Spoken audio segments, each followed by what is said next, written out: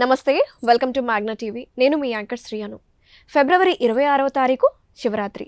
మహాశివరాత్రి అనగానే మనకు ముందుగా గుర్తొచ్చేది అభిషేకాలు, అర్చనలు, ఉపవాసం, జాగరణ. ముఖ్యంగా ఈ మాఘ శివరాత్రి యొక్క విశిష్టత తెలియజేయడానికి ప్రస్తుతం మనతో పాటు ఉన్నారు ప్రముఖ ఆధ్యాత్మికవేత్త, జ్యోతిష్యులు బ్రహ్మశ్రీ సుభాష్ శర్మ గారు ఉన్నారు. గురుగారితో మాట్లాడి సందేహాలన్నీ నివృత్తి చేసుకుందాం. గురుగారు నమస్తే. శ్రీమాత్రే నమః. గురుగారు, ముందుగా మీకు, మీ కుటుంబానికి శివరాత్రి శుభాకాంక్షలు. సంతోషం. మీకు, మీ కుటుంబ సభ్యులకి, చూస్తున్న ప్రేక్షకులందరికీ కూడా మహాశివరాత్రి శుభాకాంక్షలు. శివుడి యొక్క అనుగ్రహం అందరికీ కలగాలని మనస్ఫూర్తిగా కోరుకుంటున్నాను. ధన్యవాదాలు గురుగారు. గురుగారు, ముఖ్యంగా మనకి శివరాత్రి అనగానే పూజలు, అలాగే అభిషేకాలు, అతి ముఖ్యంగా జాగరణ గుర్తొస్తూ ఉంటుంది. మరి ఈ శివరాత్రి కావచ్చు, ఎన్నో శివరాత్రుల గురించి కూడా మనం వీడియోస్ చేసాం కాబట్టి మళ్ళీ ఒకసారి తెలియజేయడానికి శివరాత్రి యొక్క విశిష్టత ఏంటో వివరించండి. తప్పకుండా తెలియజేస్తారండి. ముందుగా ప్రేక్షకులందరికీ శ్రీమాత్రే నమః, శ్రీ గురుభ్యో నమః. ఓం వందే శంభుమాపతిం సురగురుం వందే జగత్కారణం వందే పన్నగభూషణం మృగధరం వందే పశూనాం పతిం వందే సూర్యశశాంకవహినినయనం వందే ముకుందప్రియం వందే భక్తజనాశ్రయం చ వరదం వందే శివం శంకరం. ఈ శివరాత్రి అత్యద్భుతమైనటువంటి శివరాత్రి. 144 ఏళ్లకు వచ్చేటటువంటి మహోన్నతమైనటువంటి శివరాత్రి ఈ మహాశివరాత్రి. శ్రవణ నక్షత్రయుక్తంగా కూడుకొని వచ్చేటటువంటిది. అమావాస్య ముందు వచ్చేటటువంటి ఈ శివరాత్రి జన్మానికి ఒక శివరాత్రిగా పేర్కొనడం జరిగింది. అంటే ఈ శివరాత్రి రోజున మీరన్నట్టుగా శివుడికి సంబంధించినటువంటి విశేషాలు ఏముంటాయి ఈ శివరాత్రి రోజున అంటే, మొట్టమొదటిగా జాగరణము, ఉపవాసము, శివుడికి అభిషేకాది క్రతువులు ఉంటూ ఉంటాయి. అయితే ఈ యొక్క శివార్చన చేసేటటువంటి విధానాలు ఏవైతే ఉన్నాయో, శివరాత్రి రోజున 4 రకాలైనటువంటి పూజా నియమాలు ఉంటాయి పరమశివుడికి. మిగతా రోజులలో ప్రాతకాలము, సాయంకాలం ఈ 2 క్రతువులు ఉంటాయి. కానీ శివరాత్రి వచ్చింది అంటే 4 కాలాల పాటు స్వామివారిని అర్చించడం, అభిషేకించడం, పూజించడము ఇవన్నీ కూడా ప్రత్యేకంగా చేస్తూ ఉంటారు. ఎందుకంటే శివరాత్రి అంటే శివుడు ఉద్భవించినటువంటి కాలము. శివుడు ఉద్భవించిన అంటే మామూలుగా పుట్టినరోజు అని కార్యక్రమం చేసుకుంటాము. ఈ శివుడు ఉద్భవించినటువంటి కాలమే మహాశివరాత్రి పర్వదినము అని పేర్కొంటాము. అందులోనూ శివరాత్రి వచ్చిందంటే శివుడికి అభిషేకాల క్రతువులతో పాటు శివపార్వతుల కళ్యాణాన్ని కూడా నిర్వహిస్తూ ఉంటాం చాలా చోట్ల. అలాగే శివపార్వతుల కళ్యాణం జరిగినటువంటి మహోన్నతమైనటువంటి రోజుగా కూడా ఈ రోజును పరిగణించి శివుడికి ప్రత్యేకంగా అభిషేకాలు చేస్తూ ఉంటాం. శివుడు అంటేనే పరమాత్ముడు. ఆ స్వామివారి యొక్క నామం తలుచుకున్న వెంటనే ప్రత్యక్షమయ్యేటటువంటి పరమేశ్వరుడు ఆ సదాశివుడు. కనుక ఆయనను ఈ శివరాత్రి రోజున ముఖ్యంగా 4 కాలాల పాటు పూజ చేయాలి. ఒకటి ప్రాతకాలం అంటే బ్రాహ్మీ ముహూర్తంలో పూజ చేయడం. ఒకటి మధ్యాహ్న కాలము. ఈ మధ్యాహ్న కాలం కూడా శివుడికి ప్రత్యేకమైనటువంటి పూజలు నిర్వహిస్తారు. 3 ప్రదోషకాలం అంటే సాయంకాలం చేసేటటువంటి విశేషమైనటువంటి అభిషేకాది క్రతువులు. అలాగే ఈ మహాశివరాత్రి రోజున ప్రదోష కాలంతో పాటు నిశీ సమయ పూజ. నిశీ సమయము అంటే కనుక లింగోద్భవ పూజ అని అంటారు. అంటే రాత్రి 11:55 నుంచి మొదలుకుంటే గనక 12:45 వరకు, అంటే సుమారుగా 45 నిమిషాల పాటు నిరంతరము స్వామివారిని అభిషేకించేటటువంటి పద్ధతిని నిశీ పూజ, లింగోద్భవ పూజ అని అంటారు. ఈ 4 కాలాల పాటు పూజ ఈ శివరాత్రి రోజున ఆరాధన చేసుకోవాలి. భక్తులు యథాశక్తిగా తమకు తోచినటువంటి విధంగా శివుని అర్చించినా పూజించినా దాని యొక్క పుణ్య ఫలితం మనిషి యొక్క పాపాలను దూరం చేస్తుంది.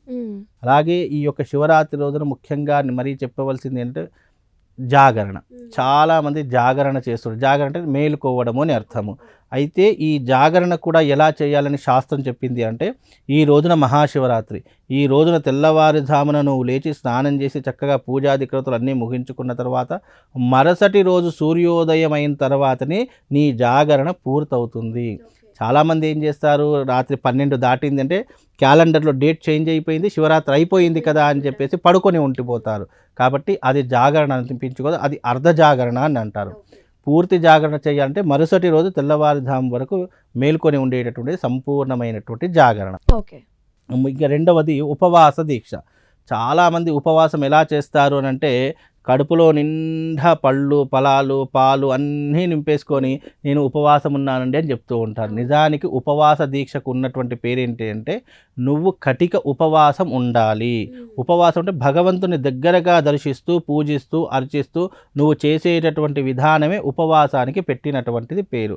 అలాగే ఉపవాసం అనేటటువంటిది ఎలా ఉండాలి అంటే నీ శరీరం నిలబడడానికి కాస్త పండ్లు కాస్త పాలు తీసుకోవాలని చెప్పి శాస్త్రం చెప్పింది తప్ప నువ్వు డజన్ అరటిపళ్ళు తినేసావు, ఎంచక్క కిలో యాపిల్స్ తినేసావు, అన్నీ తినేసావు, లీటర్ పాలు తాగావు, నీకు ఎక్కడి నుంచి ఆకలి అవుతుంది? ఇక ఇంకోటి గురుగారు, కొంతమంది ఓన్లీ వాటర్ తాగుతూ ఉంటారనమాట, నిమ్మరసం కావచ్చు, అలా చేయొచ్చు అంటారా? బ్రహ్మాండంగా అదే ఉపవాసానికి పెట్టినటువంటి నియమం. ఏంటంటే శరీరం ఉపవాసం అంటే ఏంటి? కడుపు ఖాళీగా ఉంచుకోవడం అనేటటువంటి పద్ధతి. మనము శరీరం నిలబడడానికి శక్తి కావాలి అని చెప్పి ఏదో ఒకటి తింటూ ఉంటాం, లేదంటే తాగుతూ ఉంటాం, అది శరీరం అలా చేస్తే ఉపవాసం అంటాం. కానీ ఆకలి వేయకుండా కడుపు నిండా పండ్లు పాలు ఫలారాలు అన్నీ వేసిన తర్వాత ఆకలి ఎక్కడి నుంచి అవుతుంది? దాన్ని ఉపవాసం అని ఎలా అంటాము? కాబట్టి అలాంటి ఉపవాసం పనికి రాదు. కాబట్టి కడుపు ఖాళీగా ఉంచుకోవాలి. నీ యొక్క ధ్యానము నీ యొక్క మనసు భగవంతుడి మీద లగ్నం చేస్తే అది ఉపవాసం అనిపించుకుంటుంది. మూడవ పద్ధతి.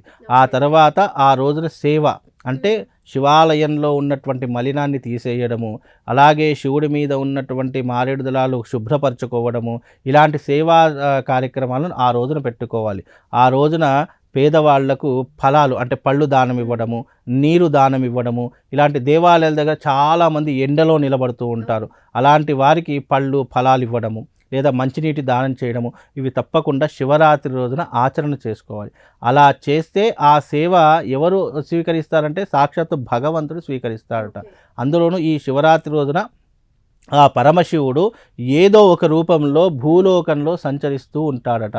వచ్చినది మనిషి కాదు, సాక్షాత్తు పరమేశ్వరుడు అనేటటువంటి భావన మనసులో పెట్టుకొని మనం చేస్తే గనక తప్పకుండా జన్మానికి ఒక శివరాత్రి అన్నట్టు ఈ జన్మకు ఈ శివరాత్రి మనకు అత్యంత పుణ్యఫలాదులను ఇస్తుంది. అందులోనూ మహాకుంభమేళలో వచ్చినటువంటి శివరాత్రి, ఈ మహాకుంభమేళలో వచ్చినటువంటి శివరాత్రి మనం వినియోగించుకోవాలంటే ఆయన అనుగ్రహం కావాలి.